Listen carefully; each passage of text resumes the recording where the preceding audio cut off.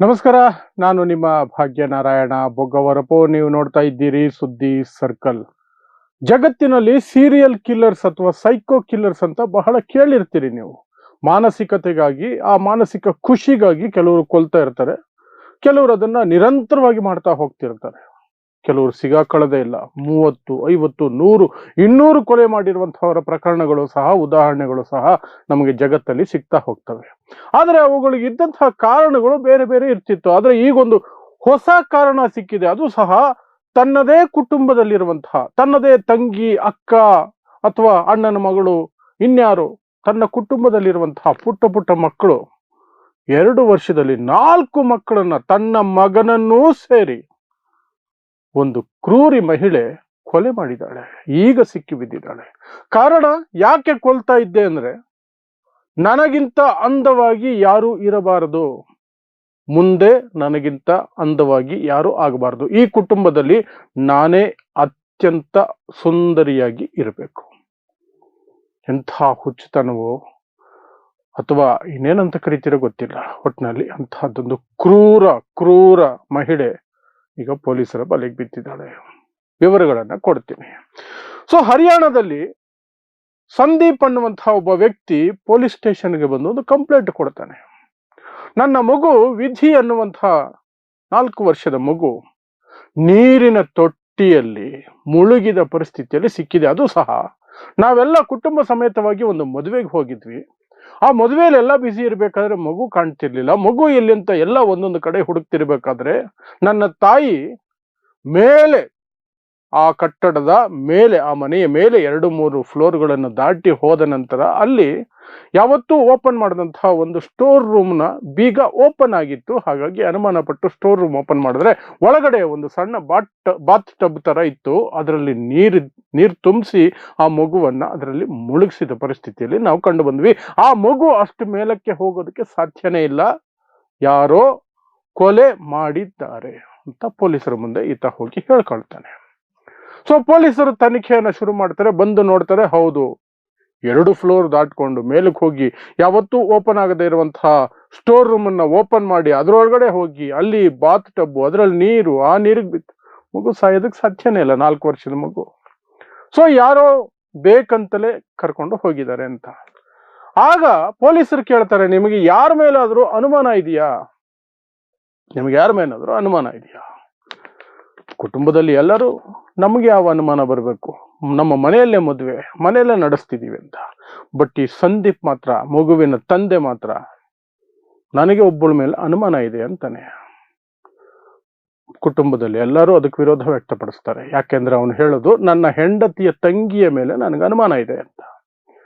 ಯಾಕೆ ಅಂತ ಕೇಳಿದಾಗ, 2 ವರ್ಷದ ಮಗು ಇದ್ದಾಗ್ಲೇ, ಅಂದ್ರೆ 2023ರಲ್ಲೇನೆ ಆ ಮಗು 2 ವರ್ಷದ್ದಿತ್ತು. ಆಗ ದೊಡ್ಡ ಜಾರ್ ತುಂಬಾ ಬಿಸಿ ಬಿಸಿ ಟೀ ತಗೊಂಡ್ಬಂದು ಆ ಮಗುವಿನ ಮುಖದ ಹತ್ರ ಹಿಡ್ಕೊಂಡು ಮಗುವಿನ ಮುಖದ ಮೇಲೆ ಹಾಕುವಂತ ಪ್ರಯತ್ನ ಮಾಡಿದ್ಲು. ಅದನ್ನ ನಾನು ಗಮನಿಸಿದ್ದೆ. ಬಟ್ ಅದು ಆಕ್ಸಿಡೆಂಟ್ ಅಂತ ಅನ್ಕೊಂಡಿದ್ವಿ. ನನಗೆ ಅನುಮಾನ ಅವತ್ತಿಂದಲೂ ಇತ್ತು.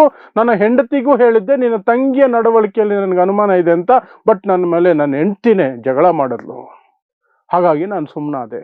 ಅವತ್ತಿಂದ ಅನುಮಾನ ಇದೆ. ಈಗ ಈ ಮಗು ಇಂತಹ ಸ್ಥಿತಿಯಲ್ಲಿ ಸತ್ತಿರೋದ್ರಿಂದ ನನಗೆ ಆಕೆಯ ಮೇಲೆ ಅನುಮಾನ. ಯಾರು ಆಕೆ ಅಂದ್ರೆ, ಪೂನಂ ಅನ್ನುವಂತಹ ಮಹಿಳೆ, ಹೆಂಡತಿಯ ತಂಗಿ. ಸೊ ಪೊಲೀಸರು ಆ ಪೂನಮ್ಮನ್ನ ವಿಚಾರಣೆಗೆ ಅಂತ ಕರ್ಸ್ಕೊಳ್ತಾರೆ. ಅವ್ರು ಇರಕ್ ಸಾಧ್ಯನೇ ಇಲ್ಲ ಅಂತ ಪೊಲೀಸರು ಅನ್ಕೊಳ್ತಾರೆ. ಪಾಪ ಅನ್ಕೊಂಡು ಕೂರಿಸ್ಕೊಂಡು ವಿಚಾರಣೆ ಮಾಡ್ತಾರೆ.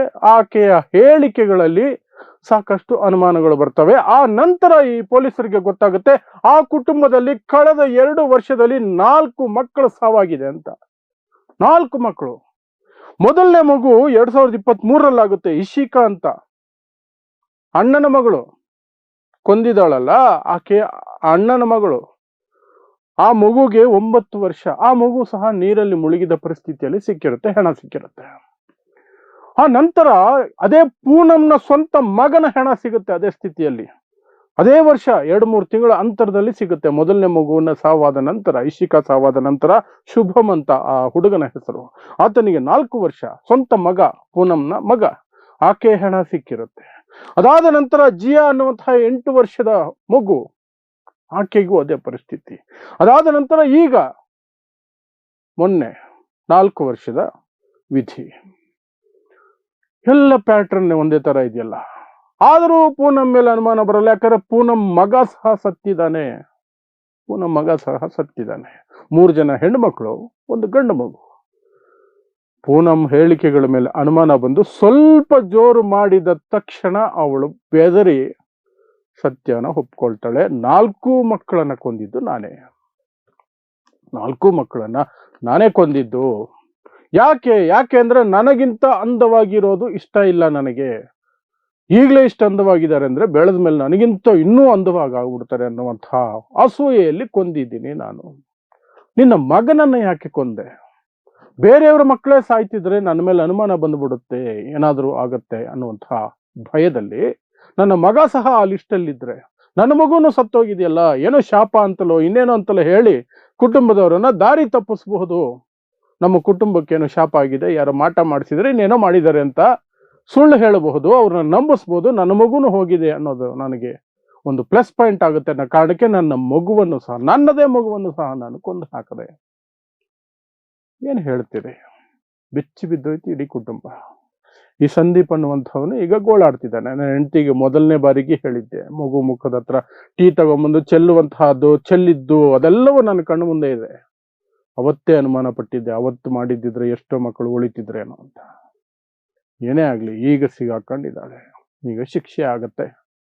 ಬಟ್ ಆ 4 ಜೀವಗಳು ಏನೂ ಅರಿಯದ ವಯಸ್ಸು, ಅವ್ರದ್ದೇನು ತಪ್ಪೇ ಇಲ್ಲ. ಅವ್ರಿಗೇನು ಗೊತ್ತಿತ್ತು ಪಾಪ. ನಂಬಿಸಿ ಕರ್ಕೊಂಡು ಹೋಗಿ ಆಟ ಆಡಿಸ್ತೀನಿ ಅಂತ ಹೇಳಿ ಮಕ್ಕಳನ್ನ ನೀರಲ್ಲಿ ಮುಳುಗಿಸಿ ಸಾಯಿಸೋದು, ಸೈಲೆಂಟ್ ಆಗಿ ಬಂದ್ಬಿಡೋದು. ಸೊ ಈಗ ಅವಳನ್ನ ಅರೆಸ್ಟ್ ಮಾಡಿದರೆ ಪೊಲೀಸರು ಮಾಡಬೇಕಾದಂತಹ ಕೆಲಸ ಮಾಡ್ತಾರೆ. 4 ಮಕ್ಕಳ ಜೀವ ತೆಗೆದಿದ್ದಾಳೆ ಅಂದ್ರೆ ಆಕೆಗೆ ಕನಿಷ್ಠ ಜೀವಾವಧಿ ಅಂತೂ ಆಗತ್ತೆ. ಬಟ್ ಇಂತಹ ಮೆಂಟಾಲಿಟಿಗಳು ಸಮಾಜದಲ್ಲಿ ಇದೆ ಅಂದಾಗಲೇ ಭಯ ಆಗತ್ತೆ. ಕುಟುಂಬದಲ್ಲೇ ಇದ್ರೆ ಇನ್ನೂ ಸಹ ನಡ್ಗೋಗತ್ತೆ ಜೀವ. ಸೊ ಇದಿಷ್ಟು ಹರಿಯಾಣದಿಂದ ಬರ್ತಿರುವಂತಹ ಒಂದು ಕ್ರೂರಿಯ ಕತೆ ಅಥವಾ ಆಕೆಯ ಕ್ರೈಮ್ಗಳು. 2 ವರ್ಷದಲ್ಲಿ 4 ಮಕ್ಕಳನ್ನ, ಸ್ವಂತ ಮಗನನ್ನು ಸೇರಿ ಬಲಿ ಪಡ್ತಿದ್ದಾಳೆ. ಕಾರಣ ಇಷ್ಟೇ, ನನಗಿಂತ ಅಂದವಾಗಿ ಯಾರೂ ಇರಬಾರದು ನನ್ನ ಕುಟುಂಬದಲ್ಲಿ ಅಷ್ಟೇ. ಸೊ ಇಂತಹದೇ ವಿಶೇಷ ಸುದ್ದಿಗಳಿಗಾಗಿ ನೋಡ್ತಾ ಇರಿ ಸುದ್ದಿ ಸರ್ಕಲ್. ನಾನು ನಿಮ್ಮ ಭಾಗ್ಯನಾರಾಯಣ ಬೊಗವರಪೋ.